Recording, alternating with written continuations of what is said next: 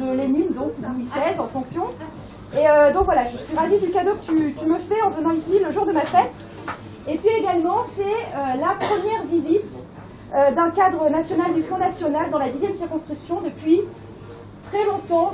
Je pense même que ça ne s'est jamais produit, à cette nuance près que notre ami Bruno Gollnisch avait une maison secondaire à Courzieux qui est dans la circonscription. Mais effectivement, a priori, il n'y a pas de cadre national du Front National qui soit venu dans la circonscription depuis la création du Front National. Alors pour te décrire un peu ce territoire, et comme on est devant de belles tablées, je vais essayer de la décrire d'une manière un peu plus charnelle que tout ce que je vais développer après qui sera plus politique. En fait, la 10e circonscription se situe entre le Beaujolais au nord et les Côtes-du-Rhône au sud. Et une petite appellation qui s'appelle les Coteaux du Lyonnais. Voilà. Donc en fait ici, on est dans les Coteaux du Lyonnais. Voilà, on ira voir ensuite. C'est une circonscription curieuse qui a été inventée par des technocrates et découpée avec les ciseaux d'un tripatouilleur. Et j'en veux pour preuve, la première fois que je me suis présentée en 2007 sur la circonscription, on avait un petit quartier de la ville de Dardilly qui est au nord de la circonscription. Et puis en fait, en 2012, le député de la 8e circonscription UMP pensait qu'il serait un petit peu... son élection ne serait pas très confortable, donc en fait il a demandé à ce que Dardilly, qui était un réservoir de voix de droite, soit rattaché à sa circonscription, donc retiré de la 10e, de manière à garantir son élection de manière plus favorable. Donc voilà, c'est une circonscription diverse et c'est une sorte de France en miniature pour le meilleur et pour le pire. Elle est composée de 4 cantons qui répondent pour beaucoup aux critères de ce qu'on a appelé la France périphérique. Alors il y a d'abord le canton de Saint-Genis-Laval, c'est celui où nous nous trouvons, qui est un territoire urbain. Non, on a un canton de Bruyères là. Oui, alors ça a été redécoupé, mais en fait non, parce qu'en fait les départementales. Ah oui, 2015. Voilà, à redécouper le truc, mais en fait je me base sur les cantons historiques parce que sinon je ne vais pas m'en sortir. Et c'est une manière de les cataloguer de manière un peu plus pertinente. Donc c'est surtout habité par la classe moyenne. Et donc à la faveur du millefeuille administratif, en fait, ce canton a un pied dans la métropole qui a été créée en janvier 2015 et un pied dans le nouveau département du Rhône, qui est le territoire rural de l'ancien département du Rhône. Pour autant, c'est un canton qui se bat pour ne pas perdre son âme et je pense qu'il faut saluer le travail du tissu associatif voilà, qui se bat pour garder ce cadre agréable et pour éviter de devenir une banlieue dortoir de la métropole de Lyon. En revanche, le canton n'est pas exempt de difficultés. Et à quelques centaines de mètres d'ici, il y a donc une mosquée Palais des Mille et une Nuits qui est en train d'être construite. C'est une mosquée qui aura 750 mètres carrés d'emprise au sol, qu'on a relégué dans les zones industrielles de Brignais de manière à ce que ça ne soit pas trop visible des habitants. Et alors le maire a fait un truc exceptionnel, c'est-à-dire que vous le savez peut-être, en islam, Dieu étant éternel, la propriété liée à Dieu doit l'être aussi. Et donc, en fait, les associations de construction de cette mosquée ont fait pression auprès du maire pour négocier non pas un bail amphithéotique, mais un achat à vil coût du terrain. Donc, ils sont parfaitement propriétaires du terrain de la mosquée de Brignais. Et c'est vrai que ça pose des questions de laïcité qui inquiètent les habitants. Deuxième canton de la 10e circonscription, c'est le canton de Vaugneray, qui a une typologie assez similaire, mais avec une partie beaucoup plus agricole et une autre partie qui est plus composée de ce qu'on appelle les CSC+, avec notamment, ça je voulais le souligner, un fleuron de l'industrie pharmaceutique qui se situe sur le canton de Vaugneray. À Marcy-l'Étoile, c'est le laboratoire Mérieux. Laboratoire Mérieux, c'est vraiment alors, du capitalisme familial, mais au bon sens du terme, avec vraiment des valeurs fortes. Les gens qui travaillent chez Mérieux, et vraiment, c'est un gros bassin d'emploi grâce à cette entreprise, sont vraiment très fiers de travailler là-bas. Et il y a une vraie attention aux autres. Dans dans cette entreprise. Et je l'ai testé personnellement parce qu'il se trouve que j'ai eu des triplés donc en 4e position en 2008. Et Madame Mérieux aussi. Et Madame Mérieux a eu vent de notre histoire et en fait elle est venue me trouver un jour pour nous offrir les 3 sièges auto dont nous avions besoin pour les triplés. Donc j'ai fait sa connaissance à cette occasion. Et elle avait une association caritative qu'elle a fini par fermer en me disant en confidence qu'elle avait le sentiment d'aider les autres et pas les nôtres. Et donc voilà, elle a fini par cesser son activité caritative parce qu'elle trouvait que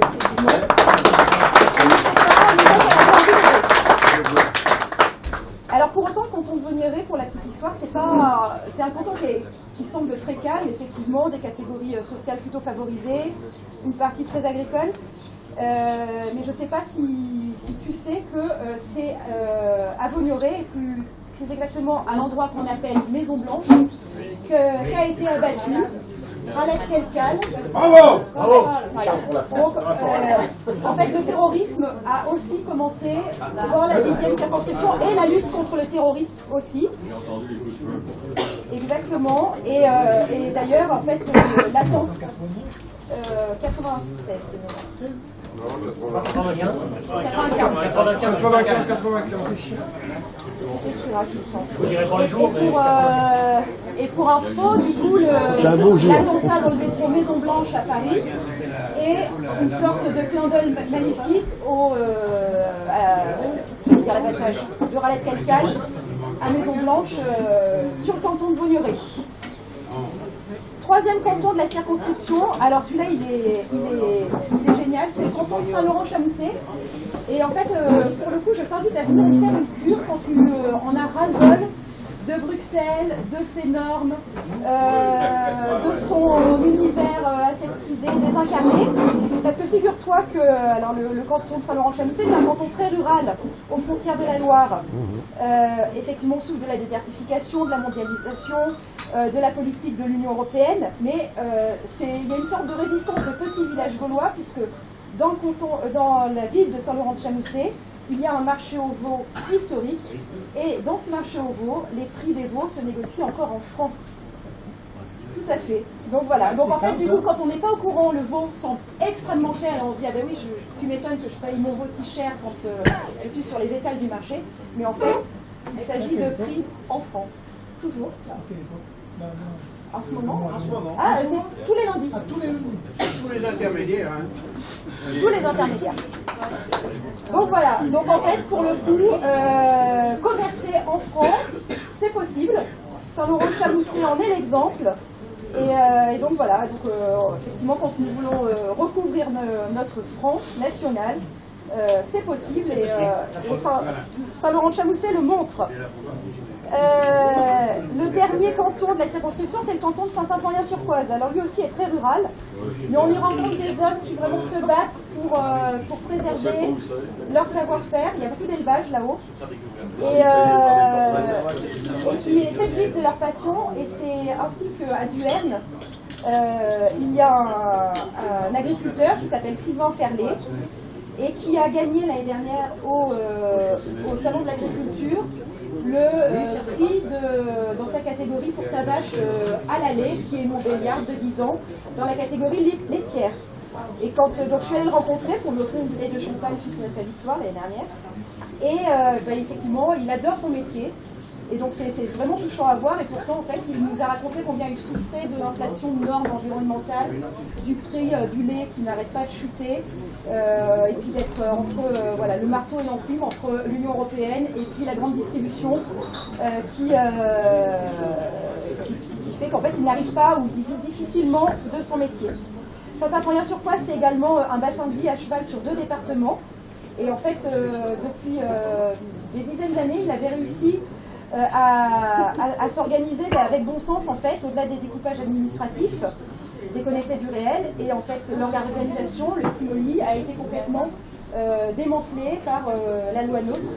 Donc en fait, ce qui existait et qui fonctionnait bien, même à cheval sur 2 départements, a été démonté, en fait, à faveur de la loi NOTRe, sans qu'on entende une réaction très virulente de notre député, Christophe Guillotot, qui pourtant se veut à l'écoute de ces territoires, mais voilà, ses réactions à l'Assemblée nationale, quand on regarde toutes les minutes de ce vote-là, étaient très très molles. Alors ça me permet de faire la transition avec une petite description que je vais te faire du paysage politique de la 10e circonscription. Donc nous avons Christophe Guillotot qui est le député UMP Les Républicains depuis 2002. Alors pour la petite histoire, en 2007, c'était l'anus horribilis du Front National. Et donc j'ai fait moins de 5%. Donc autant dire qu'à la préfecture, en fait, je rasais un peu les murs quand même. C'était bon, voilà, c'était pas une grande année. C'était un peu difficile, on n'était pas remboursé de nos frais engagés dans la campagne, voilà. Et heureusement, le Front National s'est quand même porté en soutien de tous ses candidats, et ça vraiment, il faut lui rendre hommage pour ça, parce que je ne suis pas sûre que tous les partis n'auraient pas lâché leurs candidats en race campagne. Et moi, personnellement, ça m'a évité une ardoise de 30 000 €. Donc voilà, le Front National, c'est aussi en 2012. J'ai été réélectée dans la 10e circonscription, je me suis représentée, et donc là j'ai fait 15,13% des voix, ce qui ne m'a pas permis de me maintenir au deuxième tour, puisque je n'arrivais pas à 12,5% des inscrits. Et pour autant, donc, je suis allée féliciter M. Guillotot à la préfecture en lui disant « Méfiez-vous, M. Guillotot, je triple mon score, la prochaine fois je vous passe devant ». Et il m'a répondu en rigolant « Mais qui sait si je me présenterai la prochaine fois ?»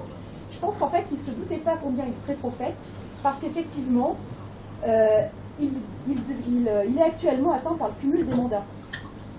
Loi qui nous avait été contre, ça ne l'arrangeait absolument pas, mais effectivement, il se trouve qu'il est également président du conseil départemental à la faveur des élections de mars 2015. Voilà, donc en fait, en région parisienne, il y a les Balkany, et dans la 10e circonscription, il y a les Guillotot. Je vais t'expliquer pourquoi. Voilà, il a inventé le cumul familial, et je parle des mandats et des émoluments.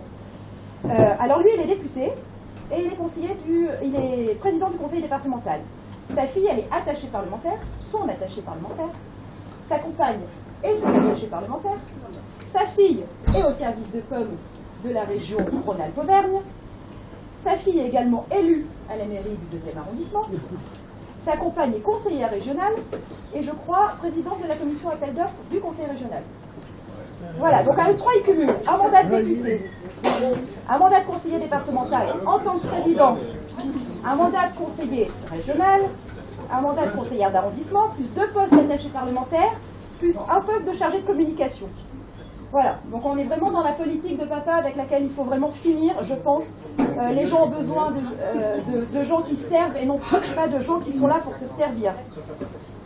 Autre candidat qui vient de se déclarer sur la 10e circonscription, il s'agit de Thomas Gassillou. Alors Thomas Gassillou est un jeune élu qui se veut le porte-parole des élus locaux en front contre la vision centralisatrice de Guillotot et contre ses pratiques népotiques également.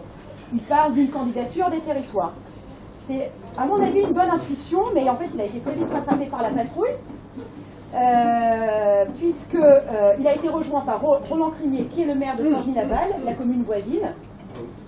Et donc, c'est une sorte de baiser de la mort, parce que Roland Crinier, il est centriste, il est vice-président de la métropole de Lyon, donc vice-président de Gérard Collomb, qui est lui-même soutien d'Emmanuel Macron. Voilà. Donc l'indépendance et l'enracinement de Thomas Gassillou, au vu de cet enchaînement de soutien, me paraît assez contestable. Voilà, alors pour l'anecdote, c'est la commune qui touche Grigné, Roland Crinier, maire de Saint-Genis-Laval, n'a quand même rien envié à Christophe Guillotot, puisque pour la petite histoire, il confie tous les ans à son association de soutien et de financement politique l'organisation du marché des créateurs. Et à ce titre, l'association se voit confier la vente des droits de place. Voilà. Mais bon, voilà, on est encore dans la politique à l'ancienne de papa, les gens se servent. Voilà. Il n'y a pas que le Sud, c'est un peu plus discret. Voilà, la lunaiserie fait qu'on fait ça voilà, de manière un peu plus discrète et étouffée, sans doute, mais ceci dit, ça existe. Voilà, donc comme tu peux le voir, la 10e circonscription, c'est une France en miniature. Il y a des populations qui souffrent de ne pas être écoutées et entendues. Il y a des élus qui pensent à se servir plutôt qu'à servir. C'est un territoire affaibli par ses édiles, malgré l'énergie de ses habitants, et je pense qu'il faut vraiment saluer leur énergie.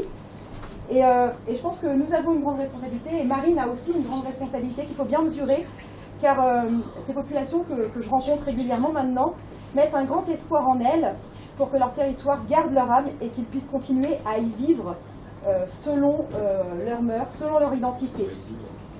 Voilà, donc vraiment moi je note que les Français sont extrêmement réceptifs à nos propositions présidentielles et que maintenant il faut transformer l'essai dans nos territoires. Donc je vous engage tous, comme je vous le disais tout à l'heure, à militer, à venir vous trouver. Alors il y a des gens comme Louis qui feront la campagne présidentielle et législative sur les plateaux, mais il y a aussi nous, les petites mains. Il faut aller mettre des tracts dans les boîtes, il faut aller coller. Pour coller ma circonscription, on fait 250 km parce qu'elle est immense. Il faut aller faire les marchés, il faut aller rencontrer les habitants et il faut aussi se dévoiler auprès d'eux. Parce qu'en fait, finalement, ce qui marche le plus, c'est de rassurer les gens en leur disant, vous savez, moi je suis Front National. Bon voilà, j'ai pas 3 yeux, j'ai pas des crocs de boucher et ça va bien se passer. Et en fait, en principe, les gens sont très rassurés et ça les engage à voter pour nous. Donc voilà, donc je te passe la balle maintenant si tu veux prendre la parole pendant le repas. Mais on va gagner.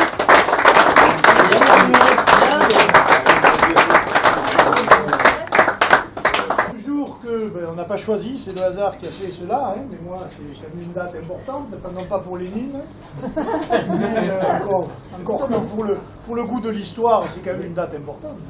100 millions de morts, hein. Mais oui, parce qu'il n'était pas tout seul. Oui.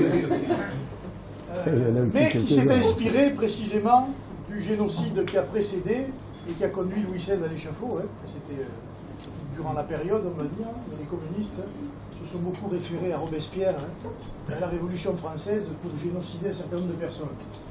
Donc ça nous concerne aussi un peu, et ça montre que toutes ces idéologies, qu'elles s'appellent le communisme ou le socialisme, puisque c'était le socialisme, ou le national-socialisme, conduisent systématiquement au même endroit, c'est-à-dire à la morgue, au cimetière ou ailleurs, ou à la fosse commune.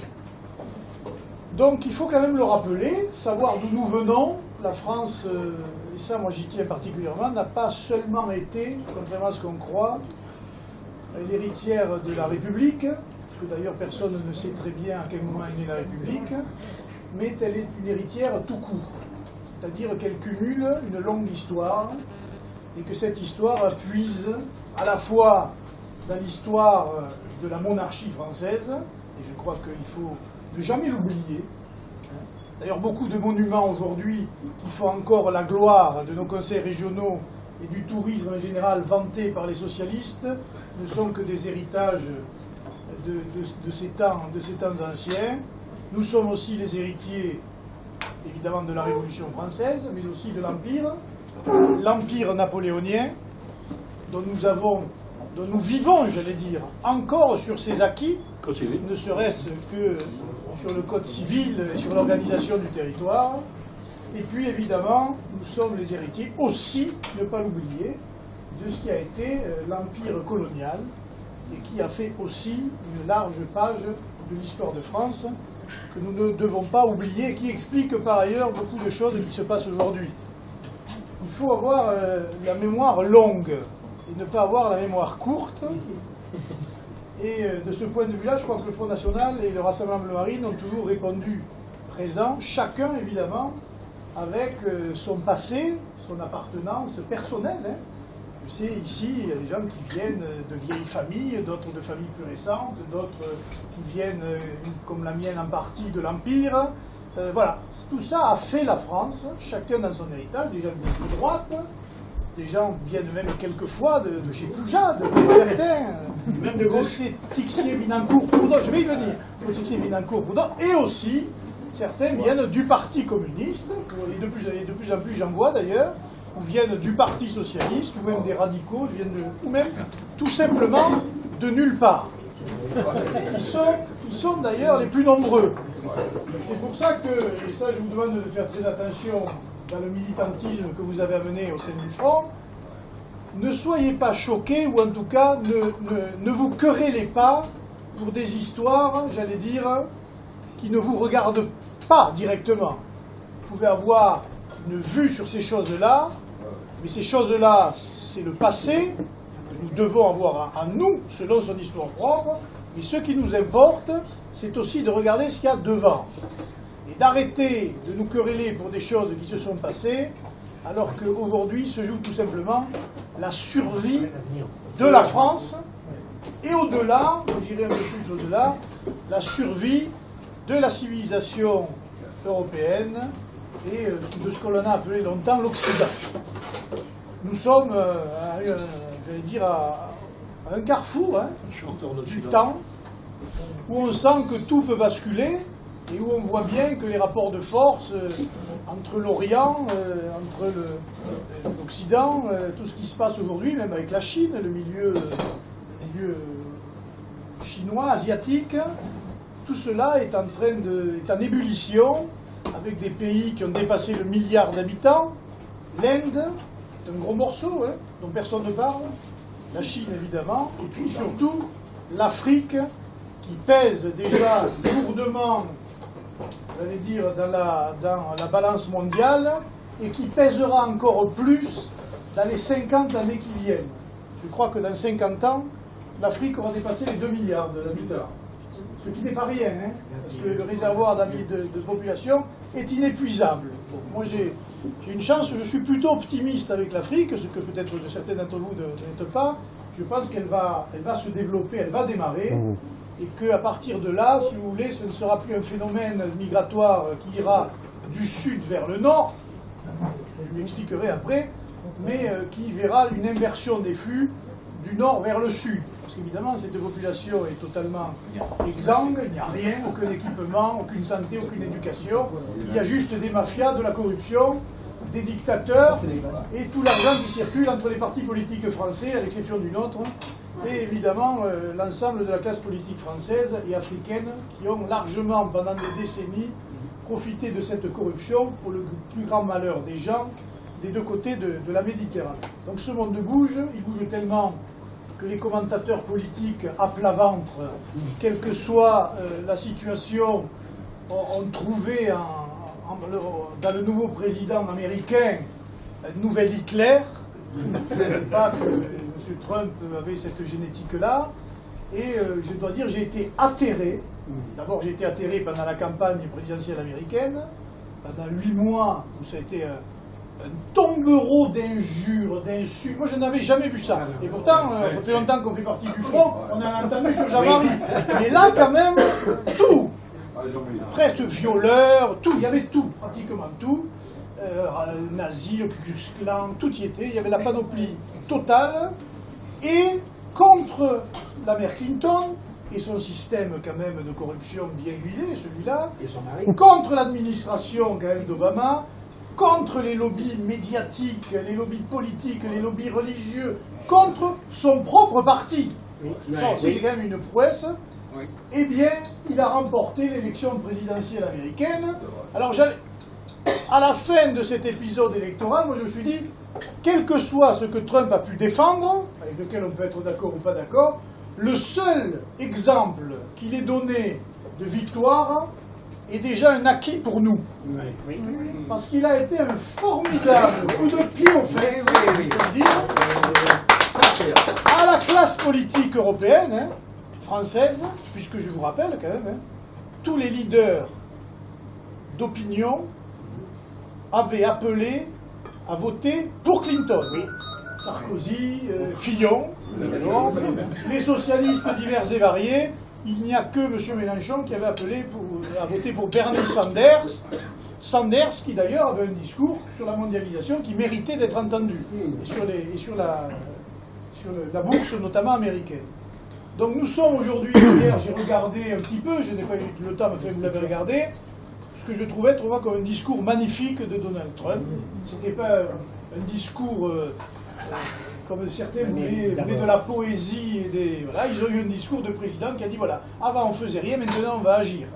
Et en 18 minutes, il leur a dit leur vérité, il leur a dit ce qu'il allait faire. C'est tout ce qu'on attend d'un président. On n'attend pas qu'il cite Lincoln, Washington. Voilà. Alors tout le monde se fout de lui, tout le monde dit qu'il est vulgaire, tout le monde dit qu'il est primaire. Moi, je regarde attentivement ce personnage, c'est vrai, un peu iconoclaste, pour le moins, mais qui dit les choses d'une manière un peu abrupte, mais au moins, il dit les choses et j'ai l'impression qu'il va les faire. J'ai comme l'impression qu'il a déjà commencé par tweet à régler le problème d'un certain nombre de filiales qui se sont exécutées d'une manière assez incroyable. Et puis surtout, je vous signale que le coup des ambassadeurs, personne ne s'y attendait. Tous les ambassadeurs nommés par Obama ont été remerciés le jour même. Ah bon? Vous sachiez, il a tout viré, hein. Et remplacé, donc ça va être remplacé, mais tout de suite. Et il avait même fait savoir à 2 ambassadeurs, celui de Grande-Bretagne et celui de l'Union européenne, que c'était sûr, le 20, il fallait qu'ils partent, après ce qu'ils avaient dit sur M. Farage en Grande-Bretagne et sur Trump lui-même, en ce qui concerne l'ambassadeur américain auprès de l'Union européenne. Donc, on voit bien que les choses bougent sur des sujets qui nous intéressent à nous. Je ne suis pas persuadé que l'intérêt supérieur des États-Unis soit ou corrobore ou se conjugue avec l'intérêt supérieur de la France. Bon, on verra.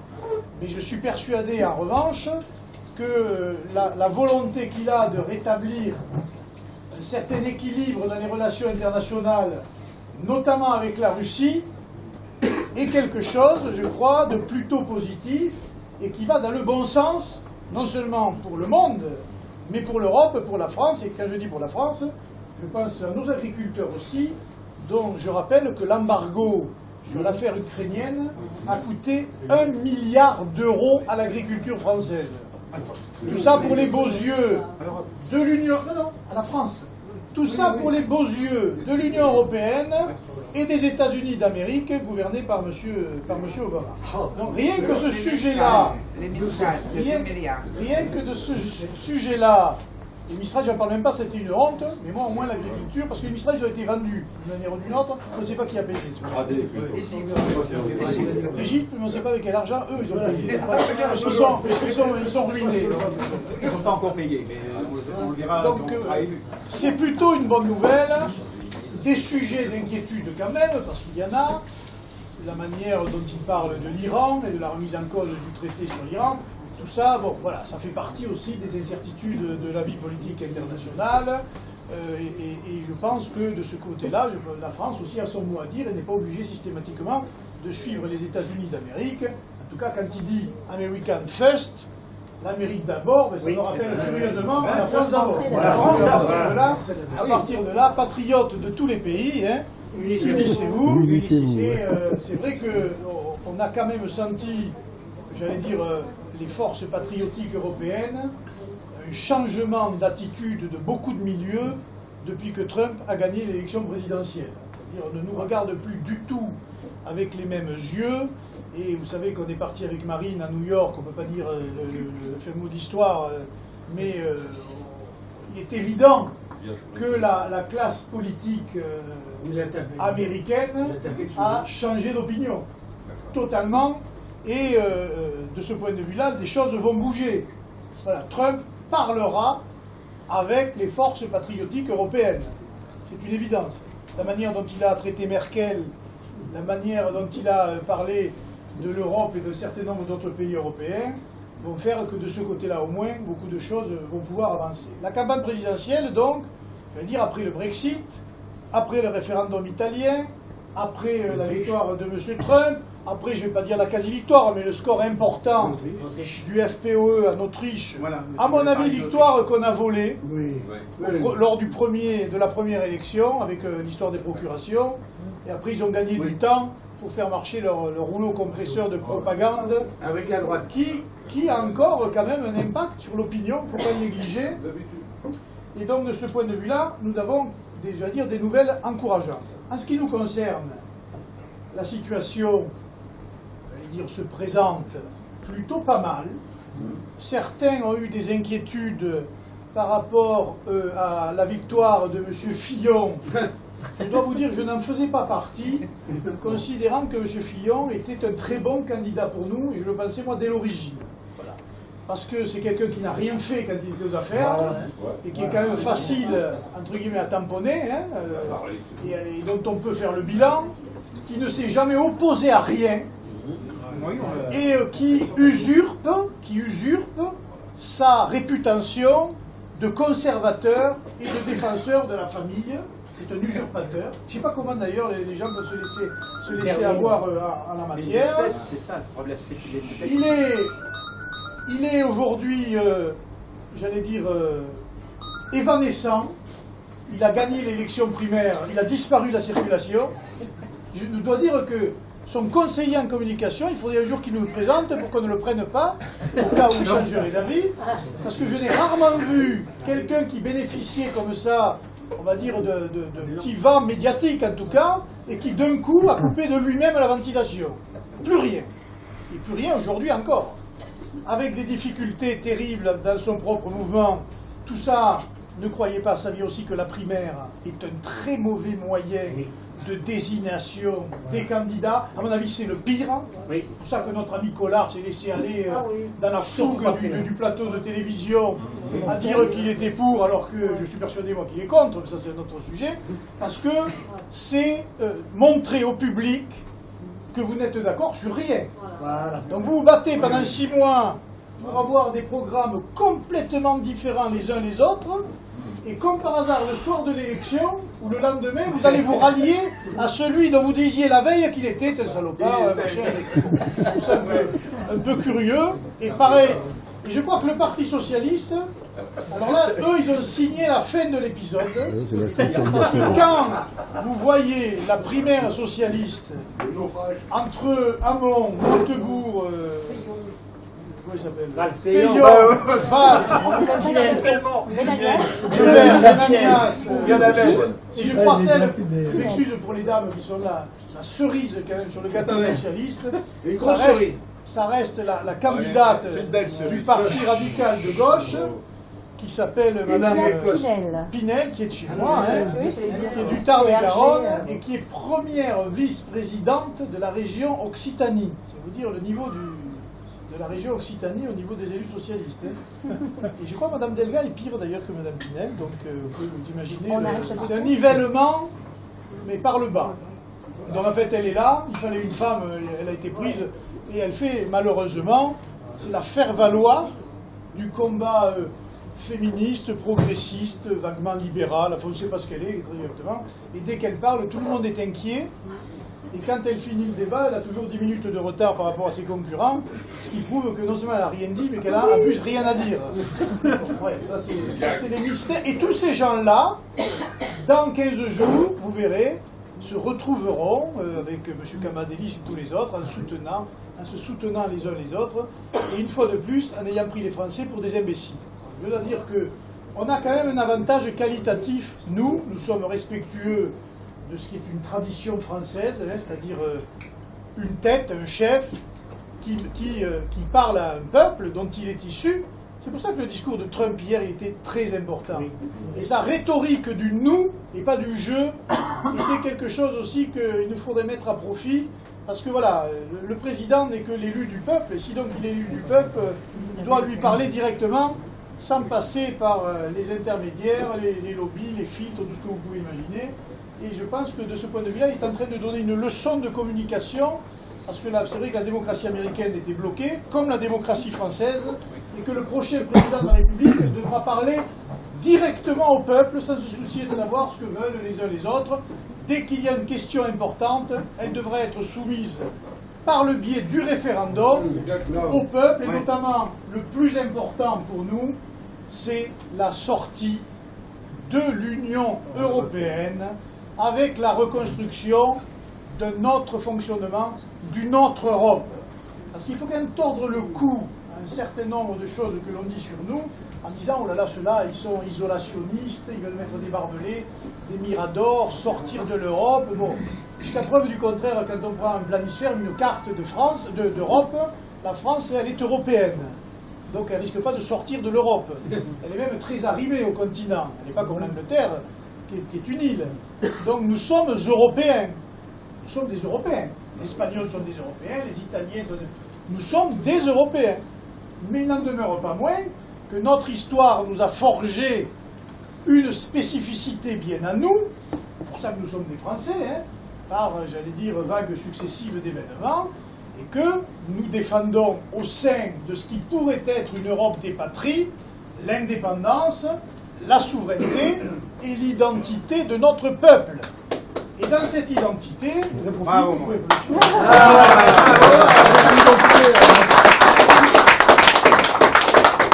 et dans cette identité, ne pas négliger, là aussi on nous fait de mauvais procès, mais tant pis c'est comme ça, les identités locales, pour peu qu'elles ne supplantent pas, évidemment, l'identité nationale française qui lui est supérieure.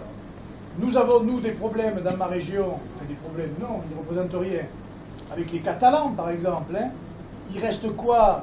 Pour vous donner un exemple du catalanisme, c'est un peu la langue, mais cette langue, elle est surtout celui de l'État d'à côté, et pas de chez nous, mais des traditions de toutes sortes, dans l'art, dans la peinture, dans la cuisine, dans la danse, dans les coutumes de village enracinées, les fêtes de l'ours, des choses qui sont très locales, très enracinées, mais qui permettent aussi de relier tous les individus à un passé qui les lie à leur terre, et non pas à des gens qui arrivent comme ça, et qui tout de suite s'installent en disant « nous on veut ça ».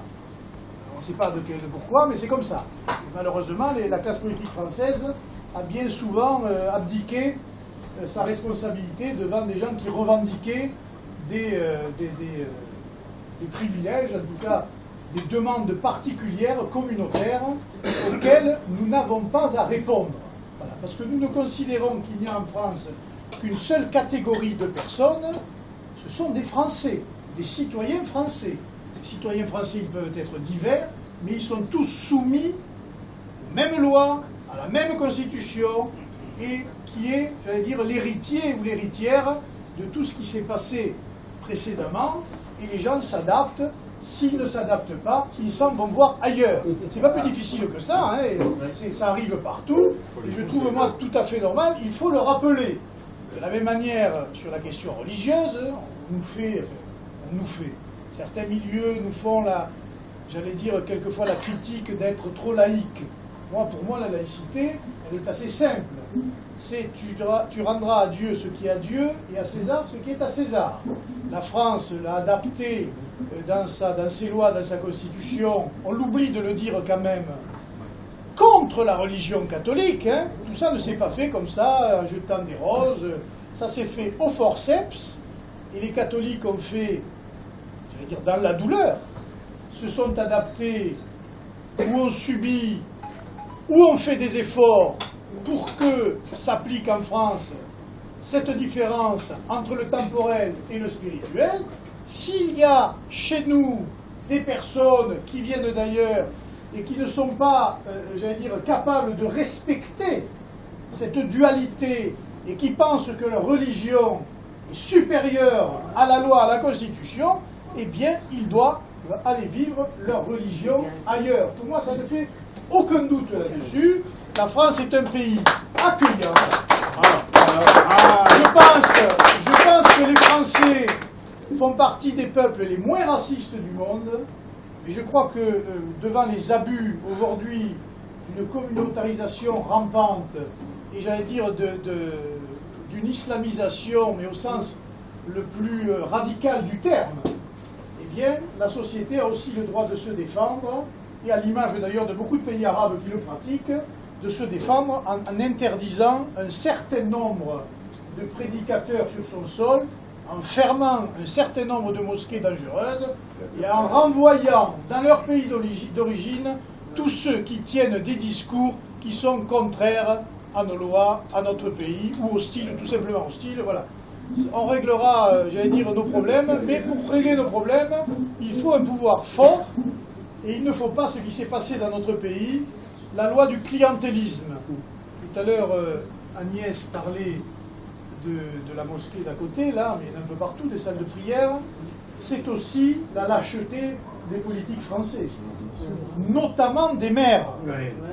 Notamment des maires. Parce que si les maires n'avaient pas accepté un certain nombre d'avancées communautaires qui sont autant de bulletins de vote lors des municipales, nous n'en serions pas là.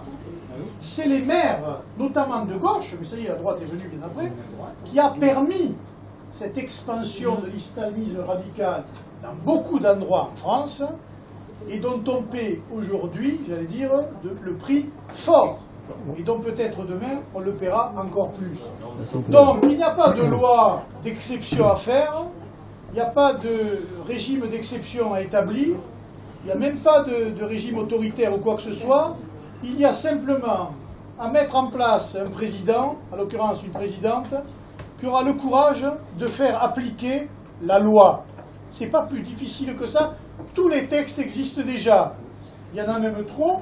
Il faut juste que d'abord le droit français l'emporte sur la norme supranationale européenne. C'est pour ça qu'il faut sortir de cette Union européenne et inscrire la primauté du droit français sur le droit communautaire. C'est pour ça qu'il faut rappeler dans la Constitution notre lutte et notre volonté de dire non aux communautés constituées. Et c'est pour cela, évidemment, qu'il faut mettre le référendum général qui existe déjà, enfin, approfondir la logique du référendum, et surtout la mettre au niveau local, référendum d'initiative populaire, qui permettra aux populations de peser sur l'avenir, je vais dire, de leur quotidien et de leur situation immédiate. Donc le plus grand problème aujourd'hui, c'est-à-dire, il est essentiellement un problème d'ordre financier pour nous. Je vais dire, nous sommes dans une dynamique historique qui fait que partout dans le monde, on voit bien, il y a un vent patriotique qui pousse en notre faveur. Nous sommes avec aujourd'hui en France leader de ce mouvement en Europe, en tout cas, au niveau du niveau de vote. Ce qui manque, évidemment, parce que la politique c'est aussi de l'argent, c'est l'argent, et nous sommes bloqués, sachez-le, par les banques. C'est-à-dire que quand vous allez dans votre banque à la Générale ou quoi, que le monsieur vous fait risette, ben, sachez que lui il y est pour rien, mais que sa banque, à laquelle vous apportez vous votre argent, eh bien, elle refuse, elle sanctionne en quelque sorte, une opinion politique, sans le dire évidemment. Là aussi, il y a beaucoup de lâcheté, et elle nous empêche de faire campagne. Alors nous avons les 6 millions de Cotelec, nous avons beaucoup d'adhérents et de sympathisants qui prêtent des petites sommes. Mais qu'est-ce que vous voulez que je vous dise, moi, les petits ruisseaux feront les grandes rivières. Et si tout le monde prêtait un peu à la campagne avec intérêt, nous serons, je pense, à l'abri. Et sachez que nous sommes toujours en négociation dans des organismes français qui n'ont pas tout à fait dit non, mais qui n'ont pas tout à fait dit oui. Ils jouent un peu la montre, hein. Et puis aussi avec des organismes européens. Et puis nous avons lancé des ballons aux États-Unis, en Russie, partout. Mais moi, comme j'ai dit à la télévision, je m'excuse de vous dire, quelles que soient les banques, ça peut être israélien, iranien ou ce que vous voulez, à partir du moment où les banques françaises refusent de prêter avec la caution de la classe politique française qui se couche complètement à elle, eh bien, il n'y a aucune raison, nous n'avons pas honte d'aller chercher un argent propre. Il ne vient pas d'Afrique dans les valises diplomatiques. Un argent propre, un argent légal et un argent rémunéré. Parce que les intérêts, on les paie quand même. Et donc, de ce point de vue-là, on vous tiendra au courant, nous, on n'a rien à cacher, vous savez. Mais voilà quelle est notre principale aujourd'hui préoccupation. Sinon, les choses vont plutôt pas mal. Il y a eu les petites bisbilles dont vous avez entendu parler. Écoutez, quand je vois ce qui se passe ailleurs, je me dis... on s'en sort bien. On est vraiment, nous, très loin de tout ce qui se passe. Et encore une fois, de la même manière que moi je me suis engagé, parce que c'était le père Le Pen à l'époque, aujourd'hui c'est Marine Le Pen, et je ne regarde que ça. Et je le dis tout de suite, le reste ne m'intéresse pas. Et si demain il y avait les uns ou les autres qui voulaient faire passer en priorité leurs idées propres avant l'intérêt supérieur du Front National, eh bien je monterai au créneau pour imposer l'intérêt supérieur du Front National. Après, chacun a ses préférences, ses amitiés, sa proximité. Moi, je pense que tout ce qui est défendu aujourd'hui du Front se complète. Se complète. La souveraineté, l'identité, l'indépendance nationale, les relations internationales. Bon, voilà, regardez. Et puis le contexte mondial bouge.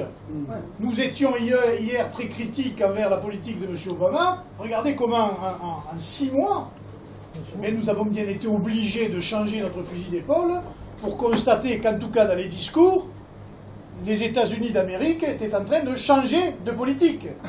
On verra s'il le fait.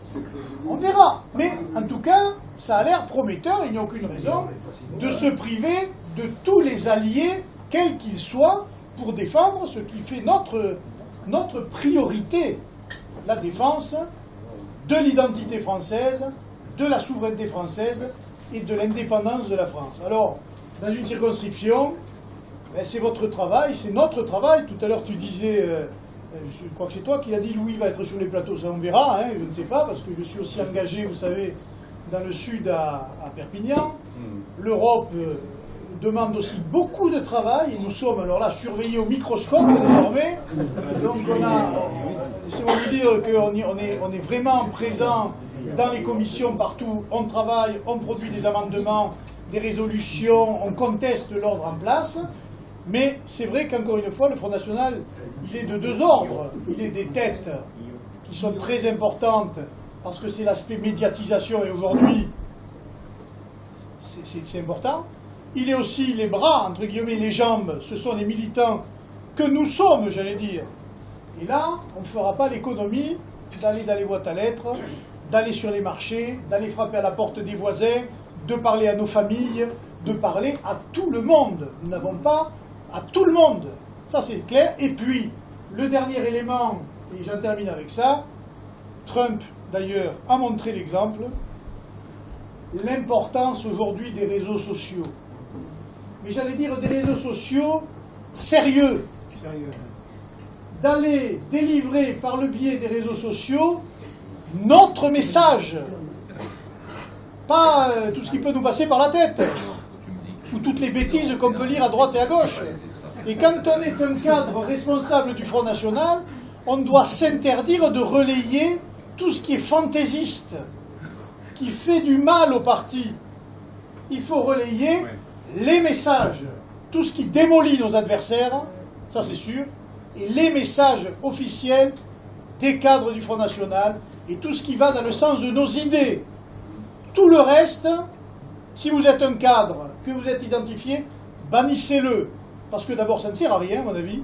C'est contre-productif pour l'impact, et puis surtout, vous donnez des armes à nos adversaires politiques, qui se servent systématiquement de choses ou d'autres pour tenter de nous piéger, pour tenter de nous bloquer, pour mettre en difficulté Marine dans les débats, et puis encore, je pense, moi, qui ne sert strictement à rien. Nous avons tellement de choses à dire, puissantes, réelles, j'allais dire vraies, de vérité, sur tous les sujets, avec en plus d'avoir l'antécédent de l'avoir dit avant les autres. C'est ça aussi qui crédibilise notre discours aujourd'hui. C'est pour cela qu'il ne faut pas s'éparpiller dans je ne sais quoi ou quelle querelle. Voilà. On a un objectif, prendre le pouvoir. Parce que si on ne prend pas le pouvoir, alors à ce moment-là, oui, la France sera en situation de disparaître, et avec elle, tout ce que vous avez connu, tout ce que nous avons connu, tout ce qui a été patiemment créé par les gens qui nous ont précédés sur ces terres-là, eh bien tout cela sera anéanti. Donc vous voyez que notre responsabilité, elle est énorme, et moi je vous demande vraiment de faire preuve de responsabilité, car je veux dire, on n'a pas 20 ans pour gagner. Hein. Ça se fait dans la décennie qui arrive, où je pense que ça en sera terminé. Voilà, maintenant, c'est...